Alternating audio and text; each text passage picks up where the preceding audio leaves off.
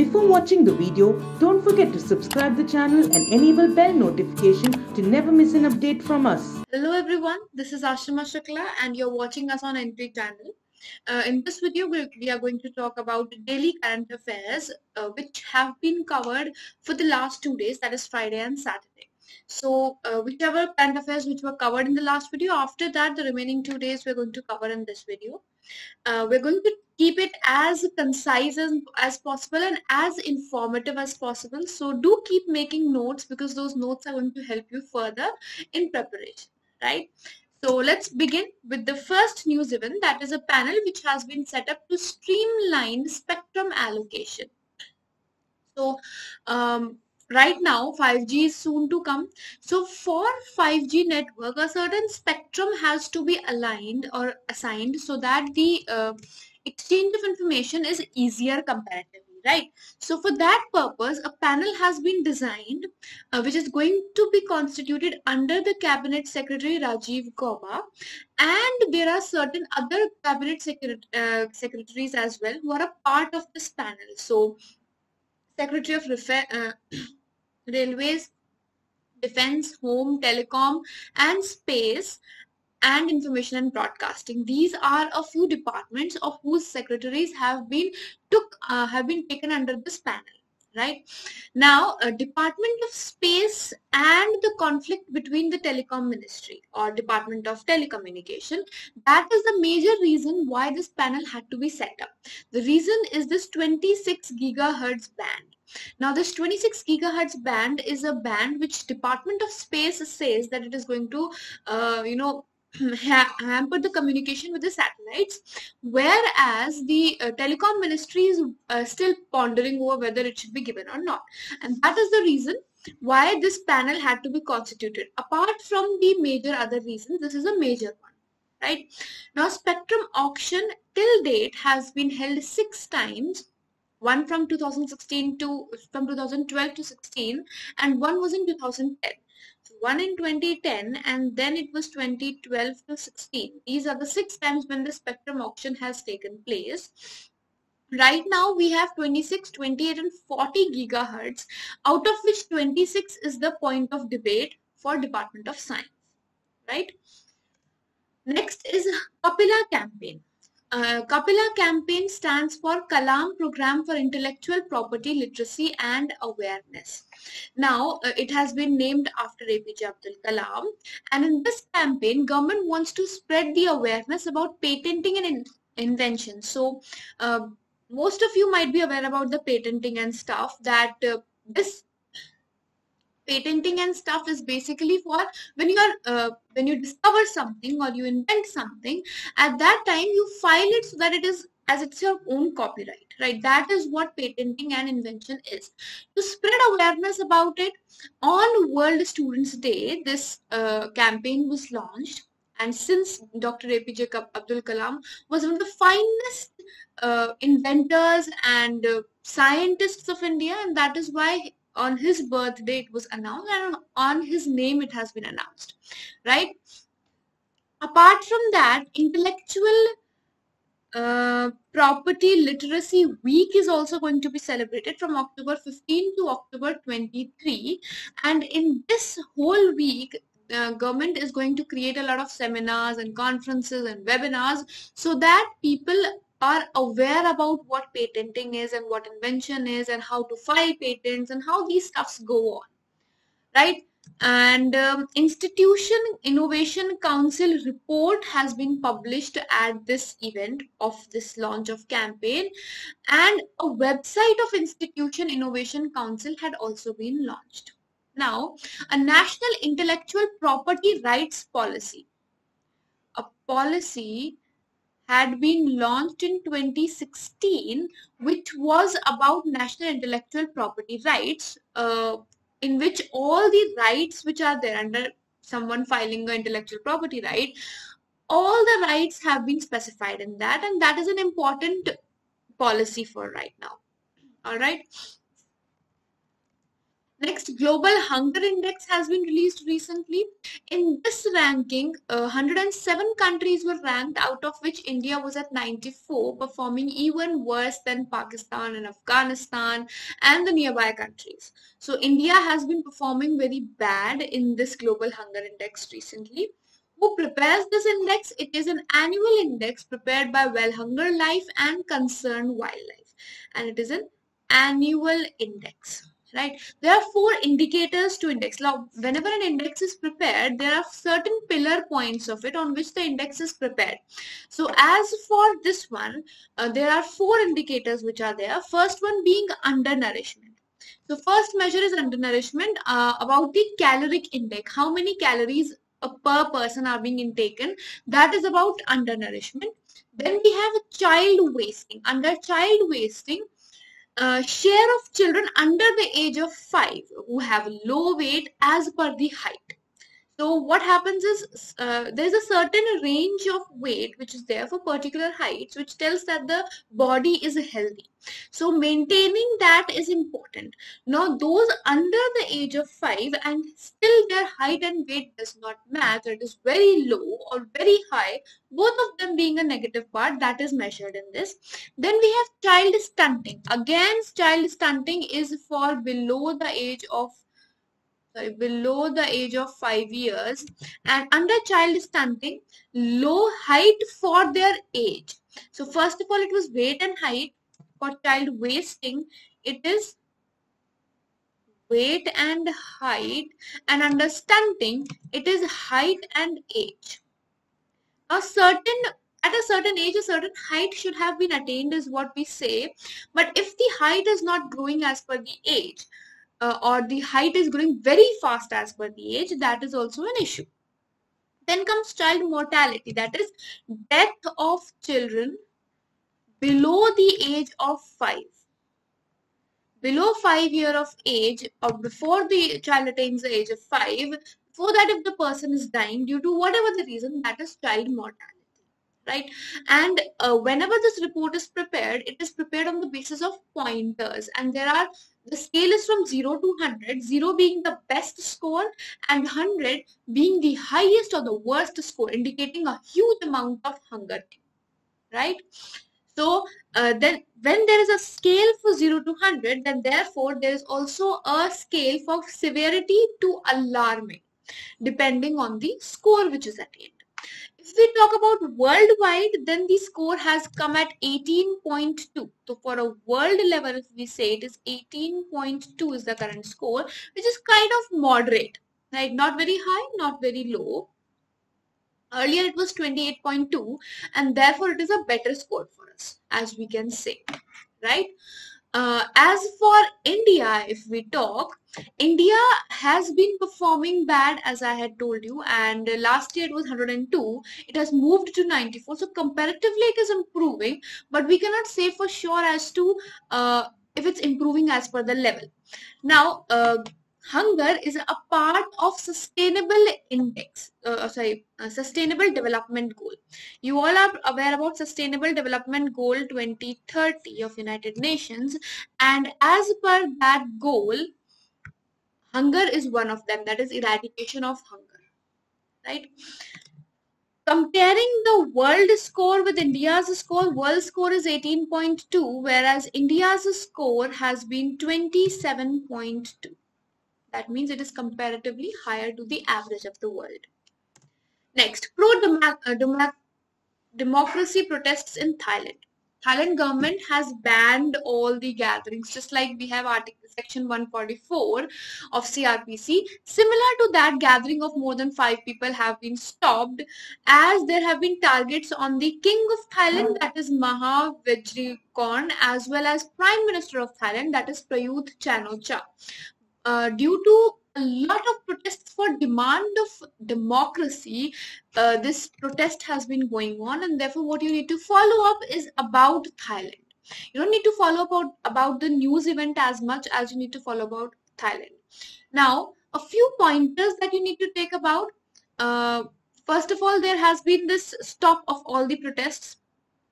Second of all, in 2017, there was a new constitution for Thailand, which was brought about by military. So it was military who had brought a whole together new constitution, and for opposing that constitution, this kind of protest is going on, right? It had allowed a 250-member Senate for selecting the prime minister. Like prime minister would not be elected. It had removed election of prime minister, and that a 250-member Senate would be set up, and they will decide who the prime minister is going to be there. Right? These are a few things. Parliamentary elections were delayed in 2019. So for demand of that democracy, for the rights that they deserve, this protest is going on. There are three major groups which are there. One, we can see here, Free Youth Movement, which is the main protester from the month of July. It is going on. Then we have Tamask and demonstration and Bad Student Movement. Right? Bad Student Movement wants educational reforms. Right? What are the demand of this? Although not much, but what you can take from this, there's a certain takeaway, especially for those who will have descriptive examination, and that is, if anyone asks you about what are the counter effects of democracy and taking away of democracy, what is the difference that comes up?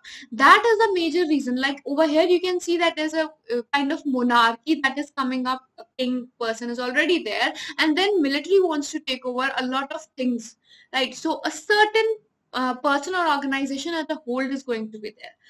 And then there are no certain reforms, no elections, people don't have much of a say. That is a major reason, right? Next, India to become free of trans fat by 2022. India has set a target for itself, and that is about 2022. It wants to be free of trans fat. Trans fat is not a healthy fat; it is the most unhealthy fat. And ministry has also launched Eat Smart City Challenge of FSSAI. FSSAI had started the Smart City, Eat Right Challenge, right? So Eat Right was there earlier.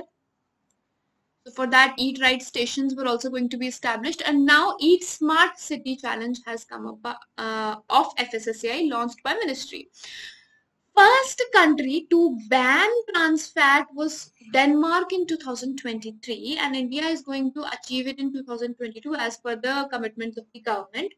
This was announced on World Food Day, which is observed on 16th of October. And who has announced celebration of this day? It is United Nations Food and Agriculture Organization, right? Apart from that, we have Global Tuberculosis Report 2020, which has been released by World Health Organization. Now, major takeaways of this is the first part, that is 8 countries are home to 2/3 of global TB cases. All over the world, the tuberculosis cases, 2/3 of them are coming from only 8 countries, which include India, Bangladesh, Russia, China, Philippines, Indonesia, Pakistan, and Nigeria. 3 countries have the largest burden of drug-resistant TB. Drug-resistant TB, that is, the drug is not applicable on those patients. The drug does not show its effect. And they are in China, Russia, and India. And that is why we are also known as that country which has the most number of tuberculosis patients. The reason being that there are a lot of drug-resistant patients as well. So highest TB burden of the world is on India. Right? Now, although we have registered a decline of 85% approximately, but still we are a burden compared to all over analysis which is going on. United Nations had to set a goal to reduce incidence of TB by 20 to 35% reduction in deaths due to TB by 2020. Now, in 2020, this report is important because this report was set up as a target report because United Nations wanted that TB should be reduced by 35% by 2030, so 2020, right? Next, Kala Sanskriti Vikas Yojana, which is of Ministry of Culture, and of this guidelines have been issued recently for how it is going to be implemented, right? Basic idea, as the name can say, is about benefiting the artists and the institutions and providing them digital platform. Why? Because digital platform is something which is on the go right now, right? When was this, or why was this Yojana launched? It was basically launched for Gandhi heritage sites. Gandhi heritage sites.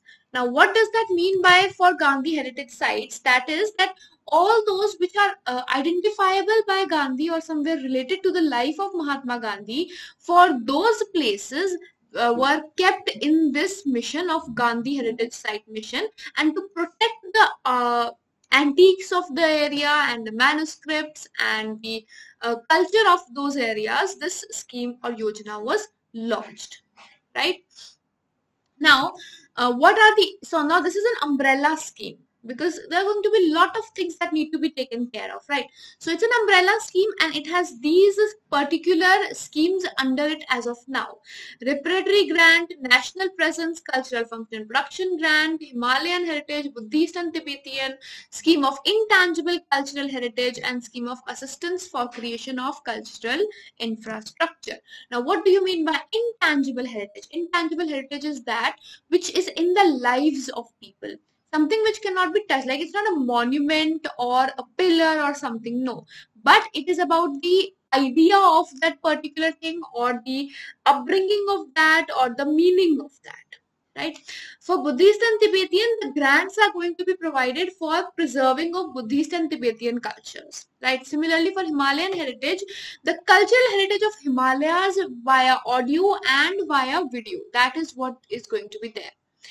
For cultural function and production, basically it's about organizing the exhibitions and seminars and conferences and similar on national level.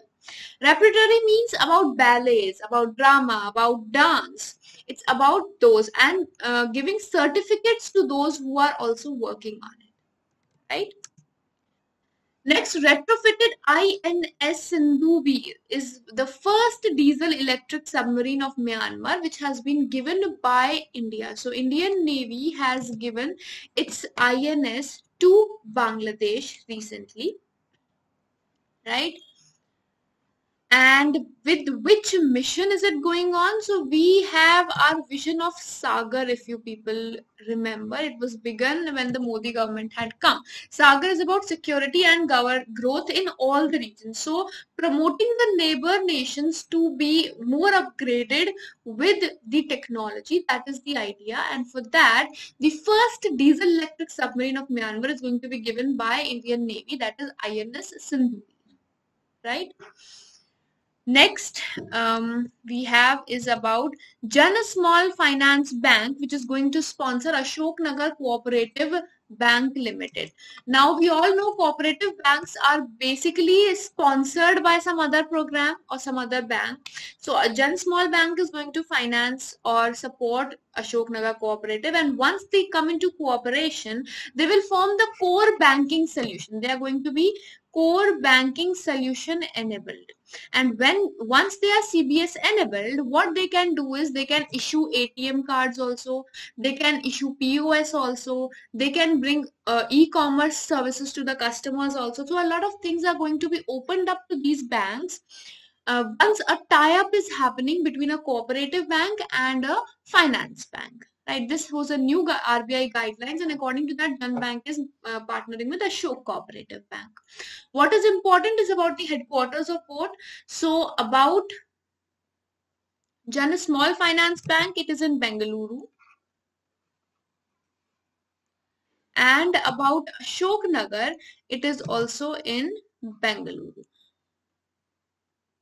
Right now, 14th phase of electoral bonds by SBI from 19 to 28th of October. Now, electoral bonds policy had come basically for the purpose that there should not be any black money involved, basically, and that funding of parties can be in an open manner. So this was the idea when electoral bonds were notified, and they have a shelf life of only 15 days. That is, if I am purchasing an electoral bond and I want to make the donation to a certain party and I deposit it today, then from today to the next 15 days, the party can encash it. Otherwise, it is going to die and the amount is not going to be deducted from my account as well. Right? Issuance is only in the multiples of thousands, 10,000, lakhs, 10 lakhs and crores. and only from SBI. The only bank which can issue electoral bonds is SBI. That is important because it has been asked a lot of times. Any citizen of India or incorporate of India can buy or purchase electoral bonds or fund the parties of India, and the KYC norms have to be taken care of because Election Commission takes care of it to keep the transparency of it, right? All right. And the last news event is 4.5 crore monetary penalty has been put up on IndusInd Bank by RBI recently. So what we need to know is basically about IndusInd Bank and RBI, right? It was basically a non-compliance with the certain regulations that was supposed to be taken care of under the Banking Regulation Act 1949. Banking Regulation Act 1949. This step has been taken. Talking about RBI, we all know headquarters are in Mumbai, Governor is Shaktikant Das, and about IndusInd Bank, the headquarters are in Pune. Headquarters are in Pune, and the CEO is Sumant Katpalia, right? Now, with this, we wind up the session of the day. Thank you so much for joining us. Do download this Entry app. This is going to help you in your daily quiz. This is a daily quiz which is uploaded of current affairs on the app of Entry. So you can visit this current affairs segment and you can find that there are 10 questions over there for worth of 10 marks, and you'll have 6 minutes to answer those questions, right? And then we have analysis of that as well. So do like the video, share the video, and do tell us how you like the video in the comment section. Thank you so much for being with us. See you in the next video. Until then, goodbye, take care, and have a great day ahead.